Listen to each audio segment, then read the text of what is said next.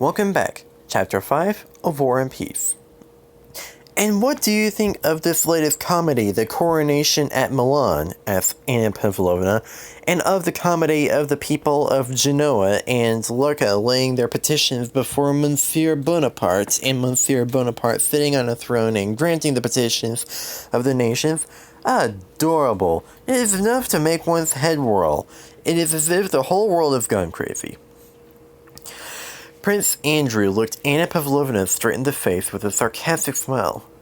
"Du me le donne, gare qu'il touche."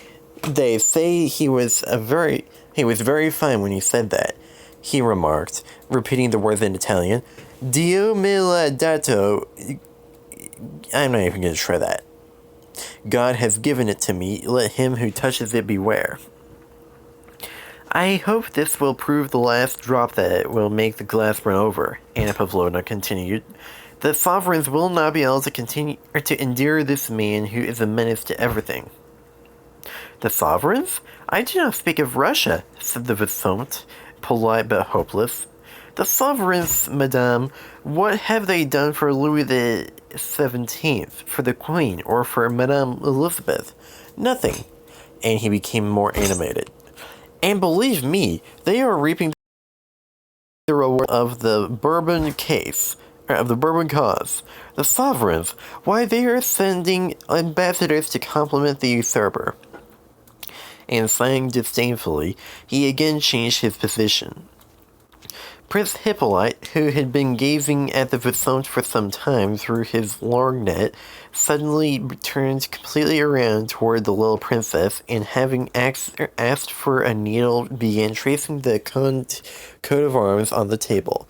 He explained this to her with as much gravity as if she had asked him to do it. Excuse me. "Bâton de gueule, engrille, I'm bad at French. "Engrille d'azur, Maison Conde," said he. The princess listened, smiling. "If Bonaparte remains on the throne of France for a year longer," the Vicomte continued, with the air of a man who, in a matter with which he is better acquainted than anyone else, does not listen to others but follows the current of his own thoughts, "things will have gone too far. By intrigues, violence, exile, and executions, French society, I mean good French society, will have been forever destroyed. And then..." He shrugged his shoulders and spread out his hands. Pierre wished to make a remark, for the conversation interested him, but Anna Pavlovna, who had him under observation, interrupted. "The Emperor Alexander," said she, with the melancholy which always accompanied any reference of hers to the imperial family, "has declared that he will leave it to the French people themselves to choose their own form of government. And I believe that once free from the usurper, the whole nation will certainly throw itself into the arms of its rightful king," she concluded, trying to be amiable to the royalist emigrant. "That is doubtful," said Prince Andrew. Monsieur le Vicomte quite rightly supposes that matters have already gone too far. I think it will be difficult to return to the old regime." "From what I have heard," said Pierre, blushing and breaking into the conversation, "almost all the aristocracy has already gone over to Bonaparte's side." "That is what the Bonapartists That is the Bonapartists who say that," replied the Vicomte without looking to Pierre. "At the present time, it is difficult to know the real state of French public opinion." "Bonaparte has said so," remarked Prince Andrew with a sarcastic smile. It is evident that he did not like the Vicomte and was aiming his remarks at him, though without looking at him. "I showed them the path to glory, but they did not follow it," and Prince Andrew continued after a short silence, again quoting Napoleon's words. "I opened my antechambers and they crowded in." I do not know how far he was justified in saying so. "Not in the least," replied the Vicomte. Excuse me. "After the murder of the Duke, even the most partial ceased to regard him as a hero. If to some people, he went on, turning to Anna Pavlovna, he ever was a hero, after the murder of the Duke there was one martyr more in heaven and one hero less on earth. Before Anna Pavlovna and the others had time to smile their appreciation of the Vicomte's epigram, Pierre again broke into the conversation, and though Anna Pavlovna felt sure he would say something inappropriate, she was unable to stop him. The execution of the Duc d'Enghien, declared Monsieur Pierre, was a political necessity, and it seems to me that Napoleon showed greatness of soul by not fearing to take on himself the whole responsibility of that deed. Dieu, mon Dieu, muttered Anna Pavlovna in a terrified whisper. What, Monsieur Pierre? Do you consider that assassination shows greatness of soul? Said the little princess, smiling and drawing her work nearer to her. Oh! Exclaimed several voices. Capital! Said Prince Hippolyte in English, and began clapping his knee with the palm of his hand. The Vicomte merely shrugged his shoulders. Pierre looked solemnly at his audience over his spectacles and continued. I say so, he continued desperately, because the Bourbons fled from the revolution, leaving the people to anarchy, and Napoleon alone understood the revolution and quelled it. And so, for the general good, he would not stop short for the sake of one man's life. Won't you come over to the other table? Suggested Anna Pavlovna. Wait, am I recording at the moment? Oh, good. Won't you come over to the other table? But Pierre continued his speech without heeding her. No, cried he, becoming more and more eager. Napoleon is great because he rose superior to the revolution, suppressed its abuses, preserved all that was good in it, equality of citizenship and freedom of the press and the speech, and only for that reason did he obtain power.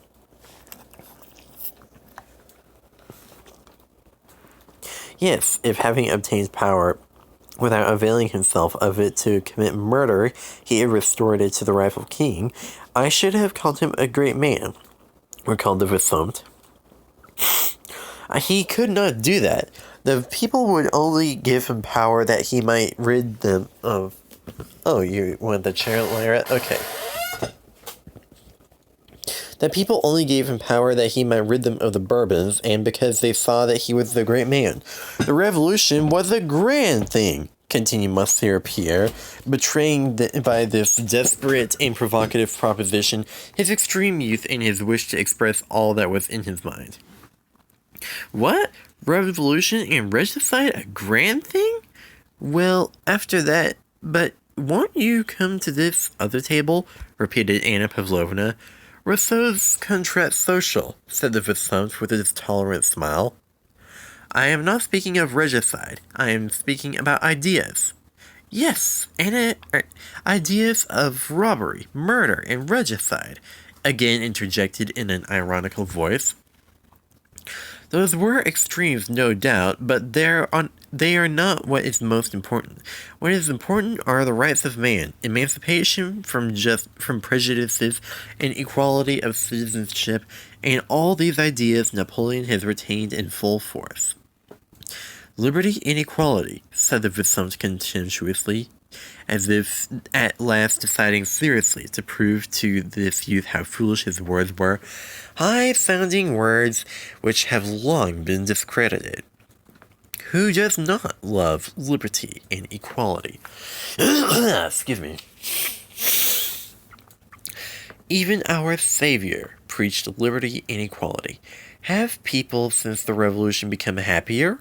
On the contrary, we wanted liberty, but Bonaparte has destroyed it. Prince Andrew kept looking with an amused smile from Pierre to the Vicomte and from the Vicomte to their hostess. In the first moment of Pierre's outburst, Anna Pavlovna, despite her social experience, was horror-struck. But when she saw that Pierre's sacrilegious words had not exasperated the Vicomte, and had convinced herself that it was impossible to stop him, she rallied her forces and joined the Vicomte in a vigorous attack on the orator.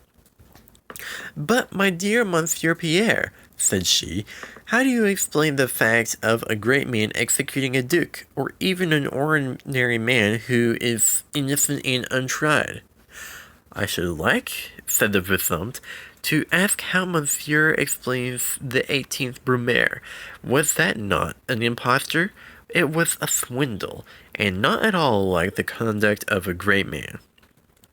"And the prisoners he killed in Africa, that was horrible," said the little princess, shrugging her shoulders. "He's a low fellow, say what you will," remarked Prince Hippolyte.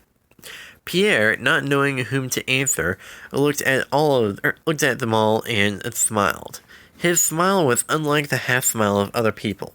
When he smiled, his grave, even rather gloomy look was instantaneously replaced by another, a childlike, kindly, even rather silly look, which seemed to ask forgiveness. The Vicomte who was meeting him for the first time saw clearly that this young Jacobin was not so terrible as his words suggested. All were silent. "How do you expect him to answer you all at once?" said Prince Andrew. "Besides, in the actions of a statesman, one has to distinguish between his acts as a private person, as a general, and as an emperor. So it seems to me." Yes, of course," Pierre chimed in, pleased at the arrival of this reinforcement. "One must admit," continued Prince Andrew, "that Napoleon as a man was great on the bridge of Arcola, and in the hospital of Jaffa, where he gave his hand to the plague-stricken.